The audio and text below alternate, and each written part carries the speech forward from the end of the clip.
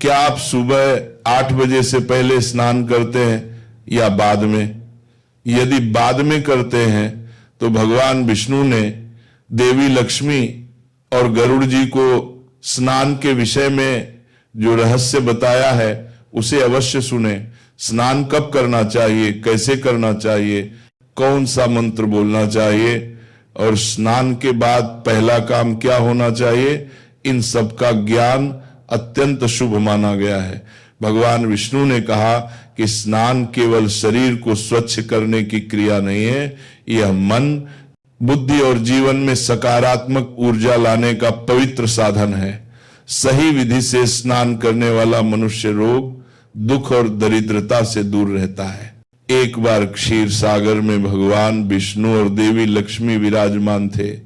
तभी गरुड़ जी वहां पहुंचे और प्रणाम कर बोले, हे प्रभु, पृथ्वी लोक में लोग प्रतिदिन स्नान करते हैं, फिर भी दुखी क्यों रहते हैं? सही स्नान विधि क्या है? स्त्रियां नित्य स्नान और पूजा करती हैं, फिर भी लक्ष्मी का वास क्यों नहीं होता? भगवान विष्णु मुस्कुराए और बोले, हे पक्षीराज, तुम्हारे प्रश्न उचित हैं।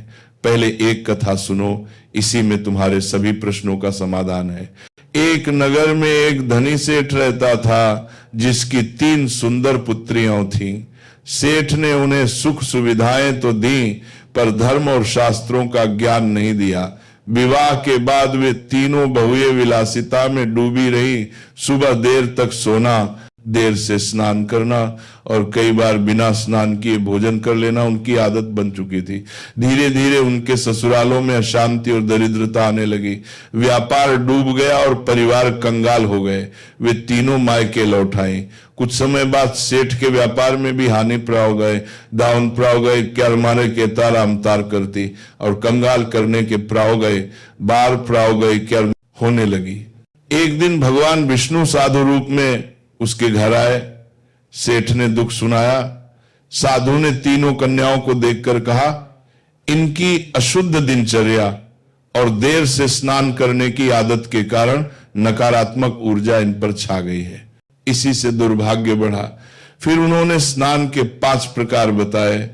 पहला, ब्रह्म स्नान सूर्योदय से 1-2 घंटे पूर्व, यह सर्वश्रेष्ठ है। दूसरा, देव स्नान सुबह 5 से 6 बजे, यह अत्यंत शुभ है। तीसरा, पशु स्नान भोर में तारे दिखाई देते समय, यह मानसिक शांति देता है। चौथा, मानव स्नान 6 से 8 बजे के बीच, यह भी शुभ माना गया है। यह बिहारी सुथमा। 5वां, दानव स्नान 8 बजे के बाद, इसे अशुभ माना गया है। उन्होंने कहा, जो व्यक्ति सूर्योदय के काफी देर बाद तक सोता है और देर से स्नान करता है, वह आलस्य, क्रोध और नकारात्मक शक्तियों से घिर जाता है।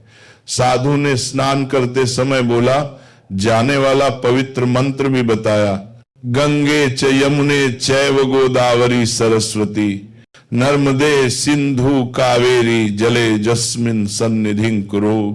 अर्थ, हे पवित्र नदियों, कृपया इस जल में अपनी पवित्र उपस्थिति स्थापित करें। इस मंत्र के साथ स्नान करने से ऐसा पुण्य मिलता है मानो सभी तीर्थों में स्नान हो गया। तीनों पुत्रियां पश्चाताप से रो पड़ी और नियम पालन का संकल्प लिया। साधु रूपी विष्णु ने उन्हें आशीर्वाद दिया और अंतर्धान हो गए।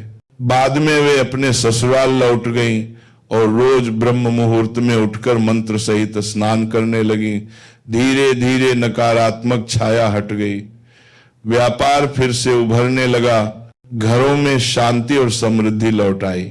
सभी ने कहा, घर की लक्ष्मी फिर प्रसन्न हो गई है। कथा सुनाकर विष्णु मौन हुए। माता लक्ष्मी बोली, जहां आलस्य, अशुद्धि और देर से स्नान होता है, वहां मैं निवास नहीं करती। भोर में उठकर स्नान, स्वच्छता और श्रद्धा से स्मरण करने वालों पर मैं सदा प्रसन्न रहती हूं। गरुड़ जी ने प्रसन्न होकर प्रणाम किया, हे प्रभु, अब सब ज्ञान स्पष्ट हो गया। इसीलिए हमें भी आलस्य त्याग कर नित्य सूर्योदय से पूर्व स्नान करना चाहिए, ताकि जीवन में सदैव पवित्रता, सकारात्मक ऊर्जा और लक्ष्मी जी की कृपा बनी रहे। कथा कैसी लगी कमेंट कर बताएं। वीडियो को लाइक करें और चैनल को सब्सक्राइब करें।